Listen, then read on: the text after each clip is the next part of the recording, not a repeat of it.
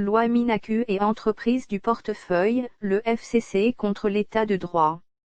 En dépit des consultations plus ou moins régulières entre Félix-Antoine Tshisekedi, chef de l'État, patron de la plateforme, Cap pour le changement, et son prédécesseur, le sénateur à vie Joseph Kabila, autorité morale, du FCC, Front commun pour le Congo, le malaise est patent entre ce binôme, au pouvoir depuis janvier 2019.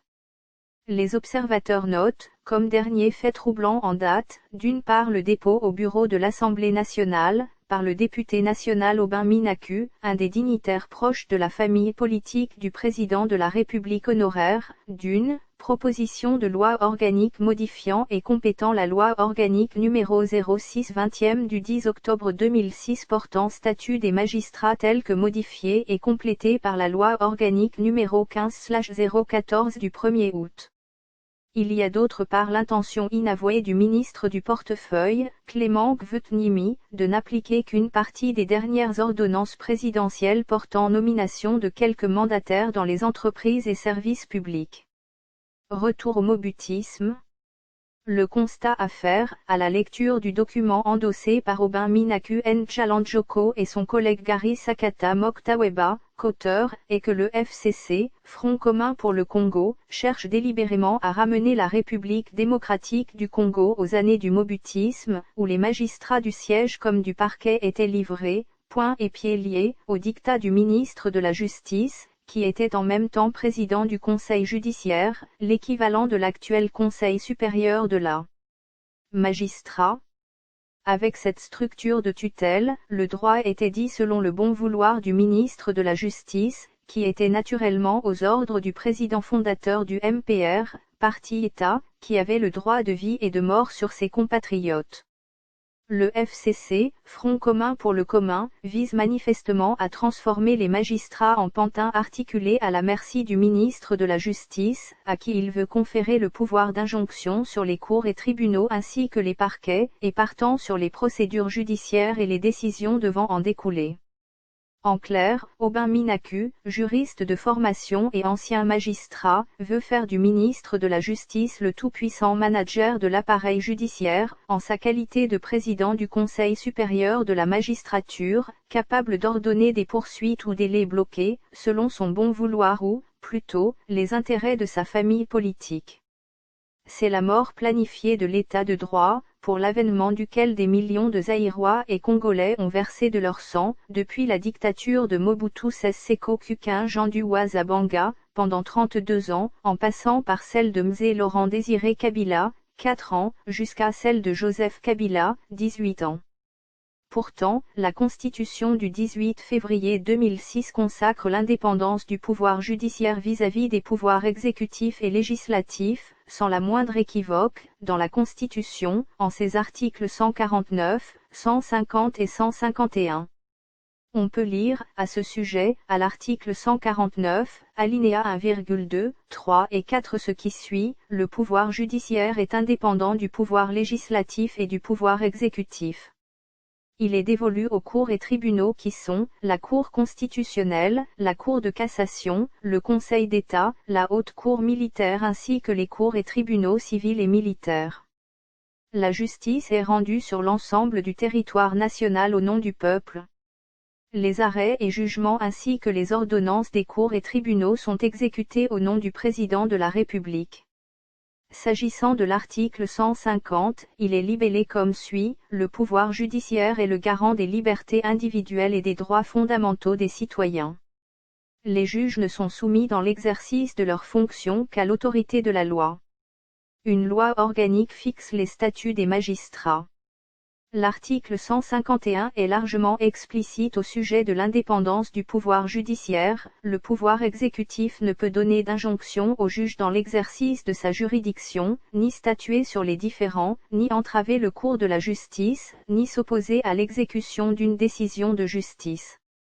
Le pouvoir législatif ne peut ni statuer sur les différends juridictionnels, ni modifier une décision de justice, ni s'opposer à son exécution.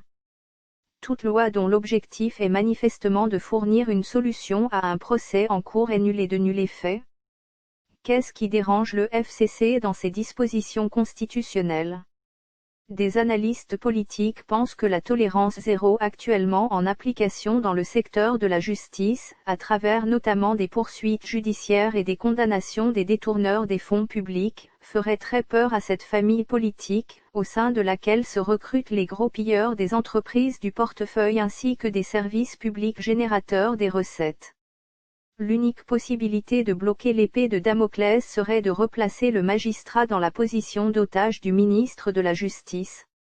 Combattant de la liberté et promoteur de l'état de droit depuis sa prise de fonction, le 24 janvier 2020, Félix-Antoine Tshisekedi se permettrait-il de promulguer la « loi Minaku » dans l'hypothèse où elle passerait adoptée à l'Assemblée nationale et au Sénat, comme une lettre à la poste. Il y a lieu d'en douter sérieusement. C'est autant dire, d'emblée, que pareil document serait destiné au Musée de l'Histoire nationale, jusqu'à l'expiration de son mandat, en 2023.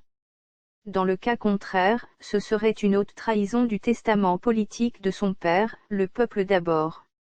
Entreprise du portefeuille, rébellion en gestation contre le chef de l'État. Le chef de l'État a signé le 8 juin 2020 des ordonnances nommant des mandataires dans quelques entreprises et services publics. Alors que celles-ci sont exécutoires, il se trouve que le ministre du portefeuille, Clément Gvetnimi, a trouvé le moyen de ne pas notifier des mandataires nommés à la SCTP, Société commerciale des transports et ports, ou Exonatra, à la RVA, Régie des voies aériennes, à la LMC, Ligne maritime congolaise, et Cadeco, Caisse de d'épargne du Congo, ainsi qu'à la Gécamine, Générale des carrières et des mines, et la SNCC, Société nationale des chemins de fer du Congo. Le prétexte avancé est ce qu'il considère comme un cas de « force majeure », entendez l'état d'urgence lié à la pandémie du coronavirus et les mesures restrictives des mouvements des personnes à travers le territoire national. Cela étonne plus d'un, dans la mesure où les différents conseils d'administration de ces entreprises comptent une dizaine de membres, c'est-à-dire loin du seuil de 20 personnes pour les rassemblements publics et que les participants se trouvent en situation d'observer parfaitement les gestes barrières. Il s'y est de relever que c'est depuis une année que les nouveaux mandataires de la Gécamine et de la SNCC sont au chômage. Le nouveau ministre du portefeuille est pratique sur les traces de sa devancière, Wivine Mimba, dans la voie de la « rébellion » contre des actes administratifs posés par l'autorité suprême du pays. Il ne faut pas chercher loin le commanditaire de cette insubordination, c'est le FCC, pour des raisons faciles à deviner. Tout observateur averti peut constater que cette famille politique refuse visiblement de lâcher les poules aux œufs d'or, que ses mandataires ont pourtant transformé en « canards boiteux » dans la droite ligne de la politique de la terre brûlée. Mais Clément Gvet sait-il que depuis une année, beaucoup d'eau a coulé sous le pont et que si le chef de l'État s'avisait à le révoquer, le FCC n'aurait qu'une alternative, constater les dégâts. On peut penser, à la réflexion, que ces actes délibérés de provocation du FCC à l'endroit du chef de l'État ne visent en réalité qu'une chose, faire imploser la coalition au pouvoir et plonger le pays dans une crise politique post-électorale, avec des conséquences imprévisibles. Source /mediacongo.net